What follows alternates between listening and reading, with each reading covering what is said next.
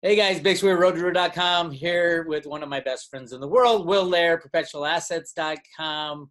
We're going to talk COVID. We're going to talk spirituality. We're going to talk good guys and bad guys. We're going to talk gold and especially cryptos that we're after the halving.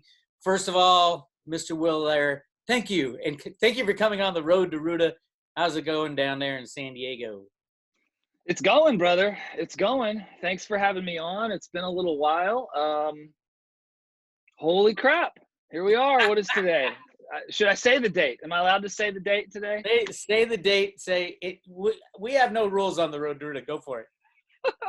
No holds barred. I asked Dix a minute ago. We fired up the camera. And this is my buddy here. And we haven't really, we've texted and, we'll send a few emails. Oh my God, did you see this? But we haven't really shot the breeze in a little while. And when we fire up one of these interviews, we'll chit chat beforehand usually. And he's like, what's going on? He's like, let's just start the recording. So I don't know where this is going to go. Yeah. First of all, how's the family dealing with, Will has 2 young kids and a lovely wife. How's the family dealing with the lockdown, being locked together for so long? It's been crazy, man. It's been absolutely insane. Early when this first started in early, mid-March, late March, I think I texted out or tweeted out or whatever. I was like, I think I've spent 10 years preparing for everything, mentally, psychologically, physically and emotionally. Maybe I dropped the ball a little bit, but I've been preparing for like every possible, risk scenario here, except for all of us being locked under one roof. I think we're going to kill each other. I mean, I'm in a little different situation. Our daughter Paige is up from San Diego. She's been living with us for over a month, and she's just a dream to live with. So Amy's in high heaven as far as that part of it. And she lives down by you. She's in San Diego. I got them both on video the other day, and Paige is like, she explained how she got woke, the red pill. She explained for millennials about what Trump's doing and why. And she said, I used to be the biggest anti-Trumper. Check out that video I did with Amy and Paige. And I've got her signed up for the Road to Ruda. She's working on an Instagram. She's going to do some translating from my old ass way that I explain things to the younger generation and get them on board. Because if everybody knew the truth about what goes on behind the scenes, or at least had more information, the decisions would be obvious, whose side to be on, what to fight for, what they're trying to do to our freedom and our liberty. It's just that people don't have the information. And I think with Paige coming on, I'm really excited about this. She's going to be open up the Instagram, and then hopefully she'll do a lot more videos because she's really good on camera and she has a lot to say. That's awesome. I love Paige. Not going to be babysitting for you anymore. Well, I'm okay with that. I always knew Paige was going to do amazingly great things, but don't tell my kids, please. It'll be heartbreaking. No, I'm not dissing. She can babysit anytime she feels like it. Oh man. Yeah. It's been insane, man. We were in Acapulco together in February, mid-February. We were like, should we not go? Like, Cliff's starting to go off the deep end, and we're like, oh my God, this is like, wait a minute, what? We went. The conversation was in the air. This was mid-February, right? So it was still pretty early. I mean, stuff was going on in Wuhan. China was a mess, right? There were certain people wouldn't shake hands, there was conversation. It was a topic of conversation there. We came back. I remember my son's birthday on March 2nd. I remember we came back and you and Cliff did an interview, and you were like, you texted me and you're like, Cliff says we got 30 days. I'm like, oh man. So then it's like you go into prep mode and all finalizing that. And then my wife starts coming. Dude, what's so amazing to me about this whole thing is that like the topics of conversation that I'm having at my dinner table right now, like my mom, I mean, I can talk to like the most normal person, if you will, and they're asking me questions about, the craziest stuff, whether it's mandatory vaccines or whether it's this or whether it's that. It's like, wow, this is this is a mass awakening, you know, and a whole bunch of other things rolled into one, right? Welcome to year zero.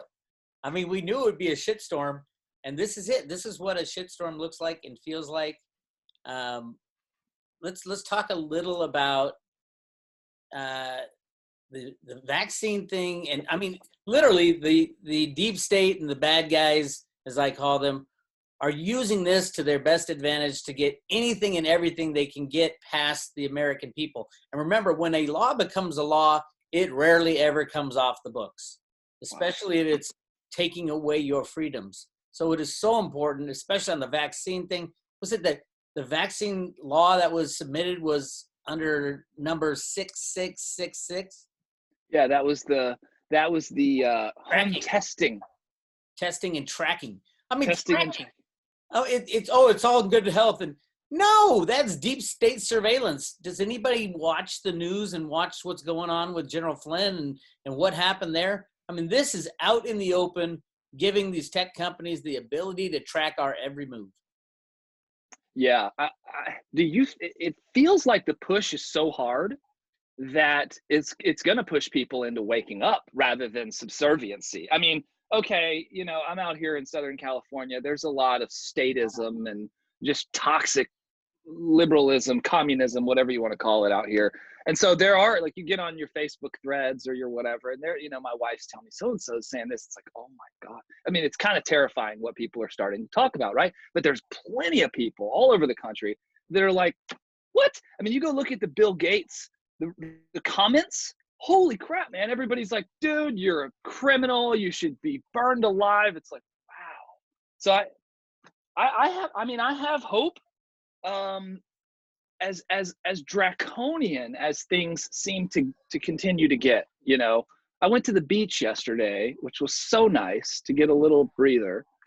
And it's the first time I've been to the beach in months, literally, you know, and then they let you on the beach now, but you can't sit down. You know, you have to sit down. Why? Are you gonna leave COVID in the sand? You have to be moving or standing, or, I mean, we like hung out and the kids played, and every once in a while the lifeguards would come by. At one point, cops drove out on the beach, and they were cool. They were kind of laughing with us about it. They're like, yeah, tell the kids, you know. And some people are wearing masks and some people aren't. I'm like, what in the hell what? It's just, dude, it's like bizarro world for me. This all happened.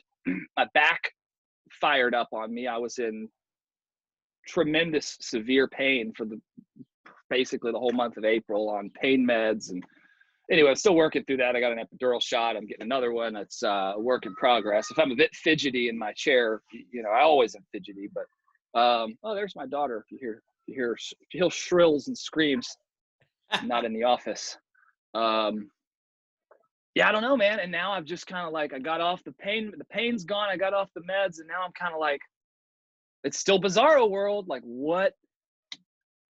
Dude, I'm shocked. Literally, I have friends here that are moving to Costa Rica. I mean, they better like hurry fast, because the more I start looking around it, dude, the passport agency, they're not renewing passports. They're not issuing new passports. And when you go and you start to inquire as to why, it's like, well, life or death, you know, situations of emergency only, you must provide proof, and then you're still going to wait months, they tell you. It's like, wait a minute, but I can go pay my vehicle tax.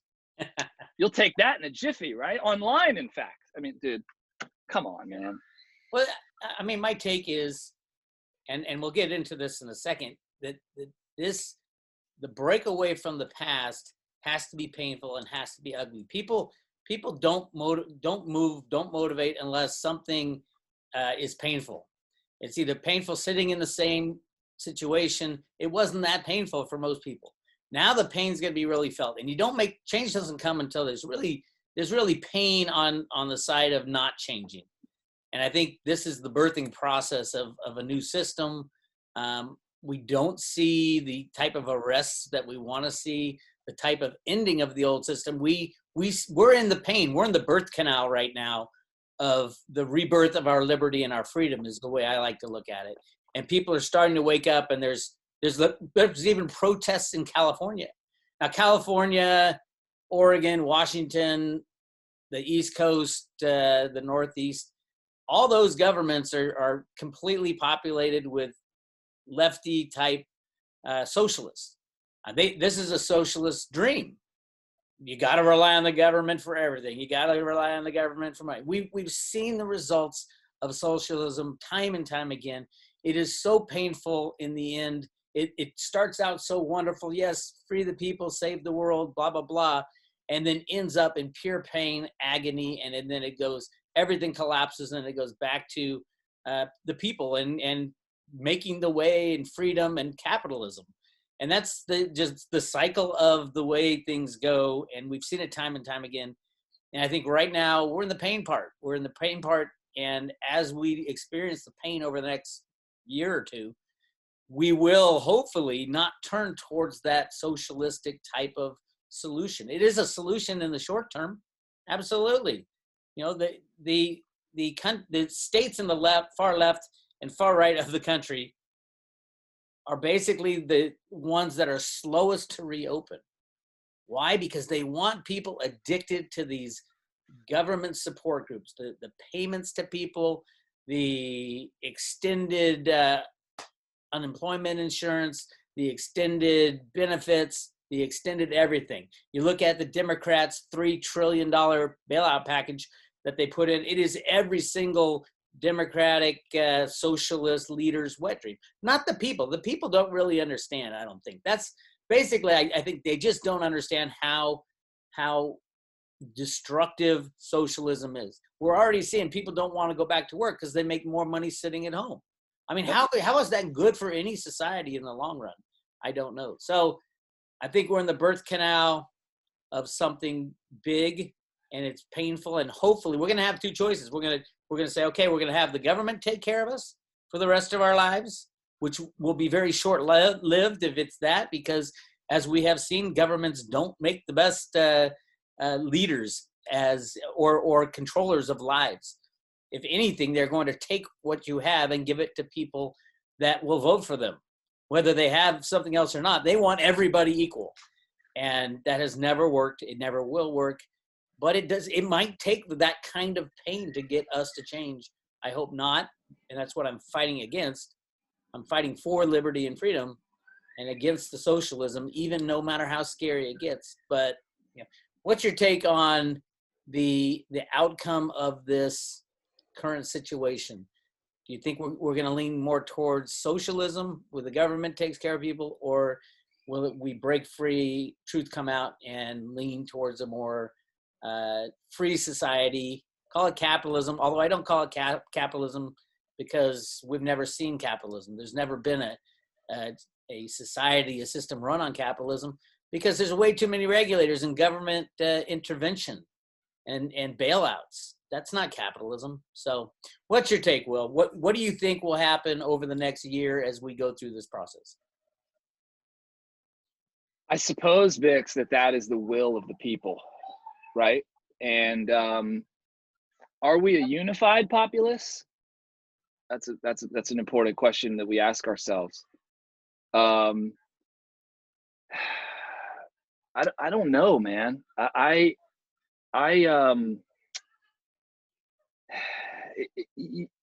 You almost, this is why I kind of like right now, I think spending a little bit of time on social media, you can gauge public sentiment, because I'm on an island. Me and you are on an island, right? What are most people saying and doing?